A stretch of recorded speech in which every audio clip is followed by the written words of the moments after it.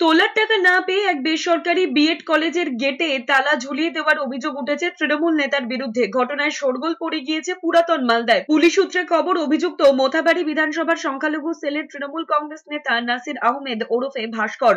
যদিও পুলিশের হস্তক্ষেপে তালা ভেঙে তৃণমূল কংগ্রেসের নেতার হাত থেকে দখলমুক্ত করা হয়েছে বিএড কলেজকে। বিএড কলেজ কর্তৃপক্ষ মাজেদ আলীর অভিযোগ, অভিযুক্ত তৃণমূল কংগ্রেস নেতা নাসির আহমেদ তার কাছ থেকে 50 লক্ষ টাকা দাবি করেছিলেন। তিনি সেই টাকা দিতে অস্বীকার করায় চলতি মাসের 1 তারিখে তার উপর হামলা চালায়। তাকে প্রাণে মেরে ফেলার হুমকি দেওয়া হয়।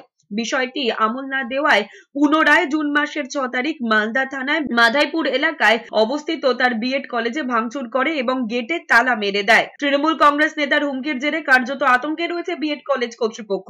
ইতিমধ্যেই এই ঘটনার তদন্ত শুরু করেছে মালদার পুলিশ প্রশাসন। শুরু হয়েছে অভিযুক্ত নেতার খোঁজে তল্লাশি। দীর্ঘ কিছুদিন থেকেই নাসির আহমেদ, যে নিজেকে তৃণমূলের সংখ্যা সেলের বড় নেতা বলে পরিচয় দিচ্ছেন, 50 লক্ষ টাকা ওকে দিতে হবে।